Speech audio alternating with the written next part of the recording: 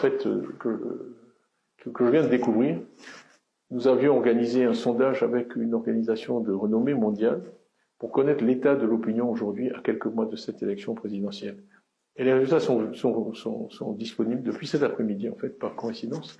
Et donc, ils indiquent un certain nombre de choses, mais je vais en relever deux. La première, c'est la popularité des leaders politiques, qu'on mesure traditionnellement en comparant les opinions favorables et les opinions négatives. J'ai l'honneur de vous dire que je suis en tête de ce sondage, et très largement, avec un solde très positif. Devançant l'ancien président de la République, M. Gbagbo, qui est deuxième dans ce classement.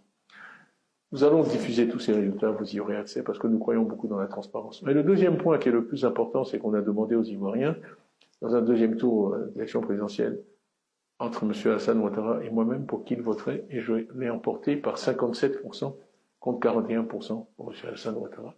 Donc, plus de 15% d'écart. Donc, quand je dis que les Ivoiriens m'ont vraiment bien rendu l'effort que j'ai fait pendant ces derniers mois, je le dis sans hésitation et sans réserve. Alors, qu'est-ce qui se passe et qui m'amène aujourd'hui devant vous?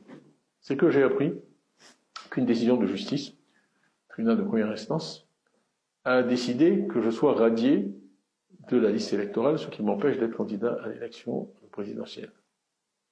En fait, ce qui se passe, c'est que le pouvoir vient simplement d'éliminer, à travers un raisonnement juridique inique et incompréhensible, son rival le plus sérieux, ainsi que les sondages le démontrent. Ce n'est pas normal. Et ce n'est pas l'image que je souhaite que notre pays donne de lui-même. Pendant longtemps, on a essayé de faire croire qu'il y avait des dissensions au PDCI, qu'en fait j'étais contesté, mon leadership était contesté. On a aussi publié mensonge après mensonge, calomnie, attaque sur ma nationalité. Le sondage qui est disponible aujourd'hui, qui a été fait tout récemment, montre que les Ivoiriens n'ont accordé aucun crédit à ces attaques, qui n'ont pas marché. Alors, aujourd'hui, les masques sont tombés. Puisque ces attaques n'ont pas marché, et que malgré tout, je fais la course en tête, il fallait tout simplement m'empêcher d'être candidat. Ce sont des militants du parti au pouvoir qui ont démarré ces procédures infondées contre moi, représentés par des avocats du parti au pouvoir, portant ces procédures devant des juges nommés par le parti au pouvoir. Et donc voilà plutôt la décision à laquelle nous sommes confrontés ce soir. Je trouve que c'est malheureux. Notre pays a connu toutes sortes de difficultés dans des périodes pré- ou post-électorales, et je crains qu'une fois de plus, nous soyons au bord d'une crise. Le président Alassane Ouattara effectue son 3e mandat, dont certains contestent la légitimité sur le plan constitutionnel, et certaines sources nous disent qu'il envisagerait même d'en faire un 4e. Je crois que la conjonction de tous ces éléments crée un environnement dangereux, potentiellement dangereux pour notre pays. Et vous savez l'attachement que j'ai pour la paix, le rejet de la violence, la légalité. Cela dit, je n'accepterai pas cette radiation, parce qu'elle est injuste, injustifiée et incompréhensible.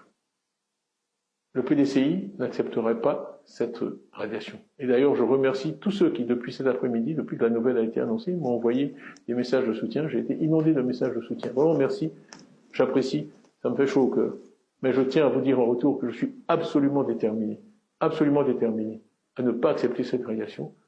Je suis absolument déterminé à me battre pour que les Ivoiriens puissent choisir librement celui ou celle qui doit les diriger parmi les 5 prochaines années. Je crois que tous les amis de la Côte d'Ivoire, nous-mêmes les Ivoiriens, la communauté internationale, doit peser dans ce sens. Le PDCI est uni derrière moi. Il n'y aura pas de plan B, il n'y aura pas de plan C. Nous voulons aller à cette élection représentée par le candidat que le PDCI s'est librement choisi, à 99,5% et de façon complètement transparente et démocratique. Donc, mon message pour vous ce soir, c'est merci pour votre confiance. Soyez assurés que je suis absolument déterminé à être candidat à la présidence de la République. Le président Houphouët, je l'ai cité dans certaines de mes interventions passées, disait parfois, dans les moments graves, c'est une question de dignité, quand il voulait tracer une ligne rouge à ne pas dépasser. Eh bien, mes chères sœurs, mes chers frères, je vous dis ce soir, la possibilité pour les Ivoiriennes et les Ivoiriens de choisir en toute liberté, sans crainte, celui ou celle qui doit les diriger, eh bien c'est une question de dignité. Vous pouvez compter sur moi pour mener ce combat, et je ne doute pas qu'à la fin de ce combat, vous me porterez par vos suffrages, de façon démocratique et libre, à la présidence de la République, pour mettre l'homme, le capital humain au centre de notre projet, comme le PDCI vous l'a promis et comme je vous l'ai promis. Je vous remercie pour votre attention et je vous dis à très bientôt.